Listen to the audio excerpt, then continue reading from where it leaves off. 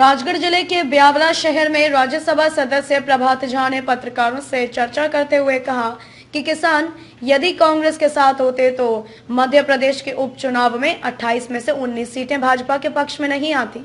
मध्य प्रदेश में 8,000 करोड़ रुपए किसानों को बांटे गए। मध्य प्रदेश में किसान नहीं, कांग्रेस परेशान। रबी और खरीफ की फसलों के बारे में नहीं जानते। सरकार 23 फसलों पर एमएसपी दे रही।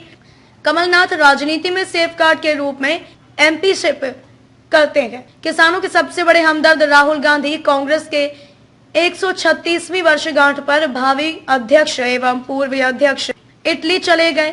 लव जिहाद पर कहा कि समाज की विकृतियों पर रोक लगाने के लिए यदि कानून लाना पड़े तो लाना चाहिए। Bureau report B124 news, Biaora, Madhya Pradesh. नाराज हैं तो कांग्रेस के पहलवान लोग, वो अभी इस सदमे में है कि बाई इलेक्शन कैसे जीत गए 19 सीटें। उनको यदि ये भी समझ में नहीं आता है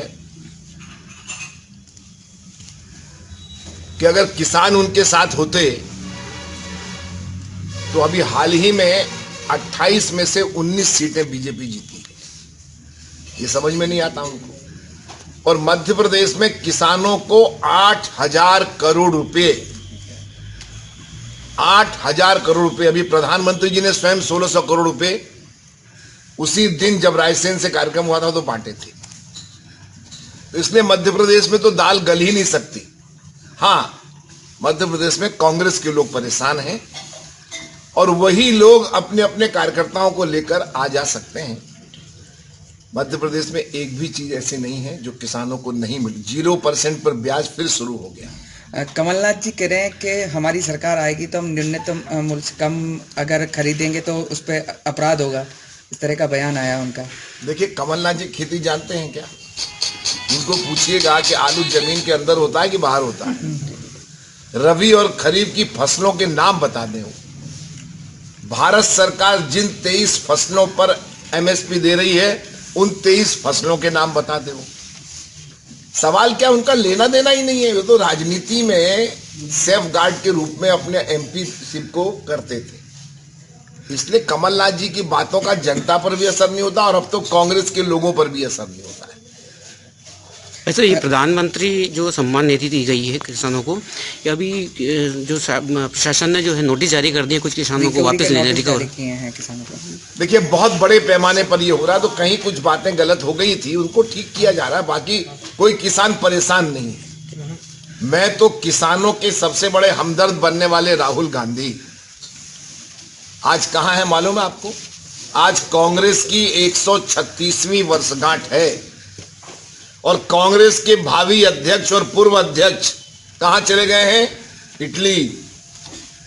सचिन तेंदुलकर के पिताजी एक्सपायर हुए और मैच खेल रहे थे वो, तो उन्होंने कहा कि मेरे भाई मेरे पिताजी की अंत्येष्टि करेंगे लेकिन भारत के तिरंगे की लाज नहीं गिरने दूंगा। मैं मैदान में खेलूंगा क्रिकेट क्योंकि मैं भारत का प्रतिनिधि हूं। और ये कांग्रेस के राष्ट्रीय अध्यक्ष रहे जिनकी माताजी अध्यक्ष है, वो कांग्रेस के 136वीं वर्षगांठ पर क्या करने गए? इटली। काहे की हमदर्दी? इसलिए ऐसे नेताओं से सावधान। अब तो जहां जहां राहुल गांधी जी जाएं वहां पोस्टर लगाना चाहिए, सावधान राहुल गांधी आ रहे, क्या से क्या बोल देंगे, क्या करेंगे। अब बताइए, कांग्रेस की 136वीं वर्षगांठ पे इटली जा रहे हैं। अब इटली कांग्रेस हो गई क्या? इसलिए कांग्रेस के नासमझ लोगों से हम अपनी समझदारी को प्रश्न चिन्ह नहीं लगाए। भाई साहब, ये लव जिहाद को लेकर कल अध्यादेश लाने जा रही है शिवराज सरकार, यूपी की तरह, क्या कहना चाहेंगे इस पे? कल कैबिनेट में मंजूरी मिली? नहीं, बहुत सोच समझ कर किया गया है, उत्तम निर्णय है। शिवराज जी को बधाई। जबरिया धर्मांतरण की जो कोशिश होती है, नाम बदलकर जो बोलते हैं, ये सब चीजें नहीं होना चाहिए। समाज की विकृतियों पर यदि रोक लगने के लिए कानून लाना पड़ता तो लाना चाहिए और मैं बधाई देता हूँ।